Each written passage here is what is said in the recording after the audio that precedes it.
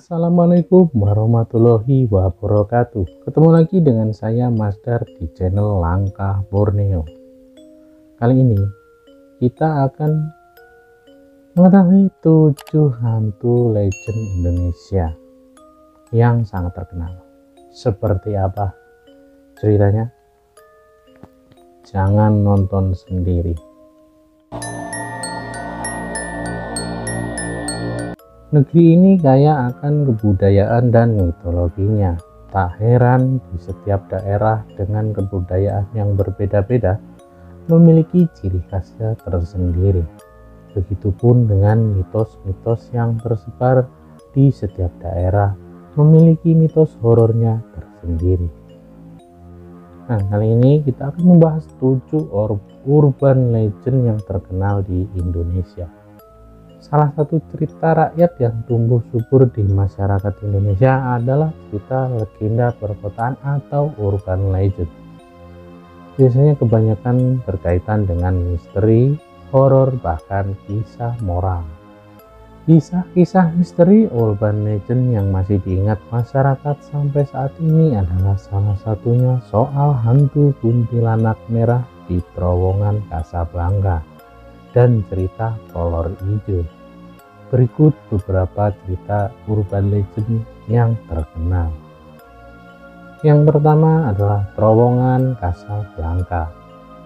Terowongan yang berlokasi di kawasan Kuningan, Jakarta Selatan ini merupakan salah satu lokasi yang dianggap angker menurut kisah yang berkembang di masyarakat.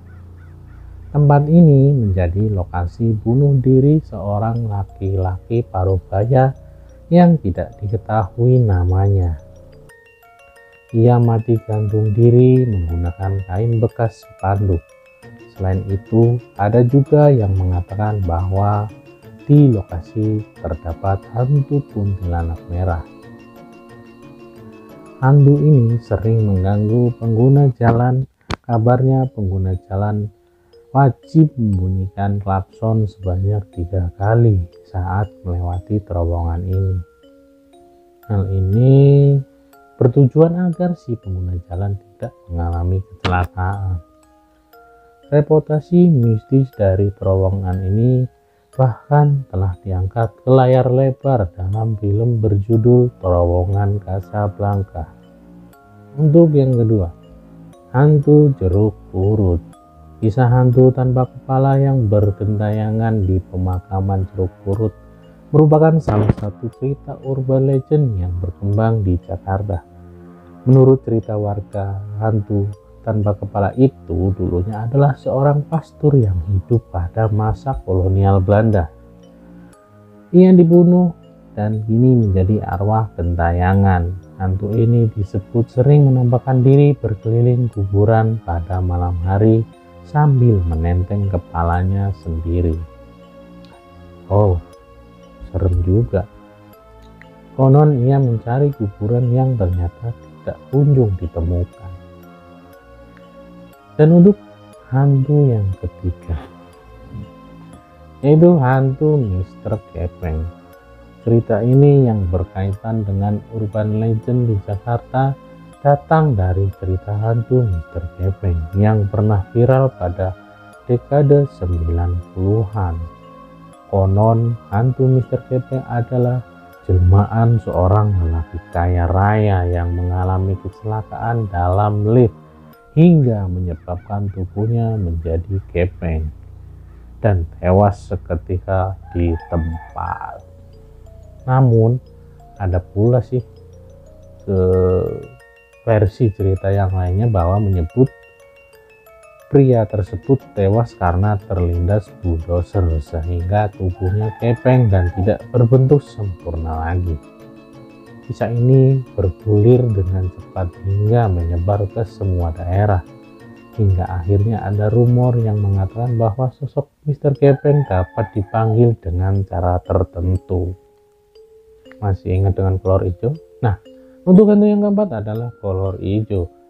Cerita hantu kolor hijau merupakan salah satu urban legend yang muncul di berbagai daerah di Indonesia.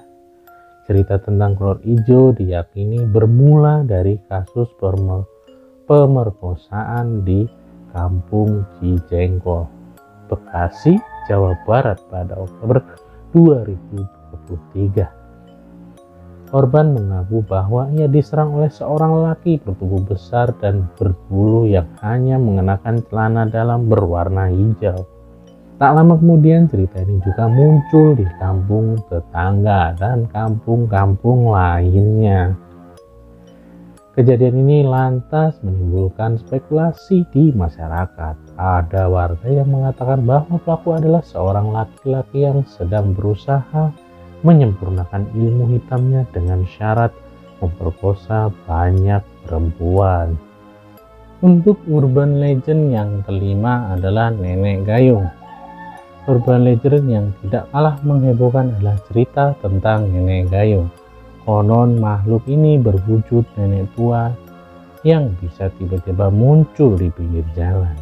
Hantu ini dikabarkan penampilannya sangat sederhana, yakni memakai kebaya hitam kumel. Ia berjalan agak bungkuk. Namun satu hal yang sangat identik dari sosok ini adalah ia selalu membawa dua peralatan yang tak biasa, yakni gayung dari batok kelapa dan sebuah tikar dari anyaman pandan. Konon kedua peralatan itu ia pakai untuk memandikan jenazah orang yang berpapasan dengannya. Yang keenam, Suster Ngesot. Berbeda dengan hantu yang lain, Suster Ngesot termasuk cerita hantu yang cukup baru. Beberapa orang percaya hantu ini berasal dari salah satu rumah sakit di Jakarta.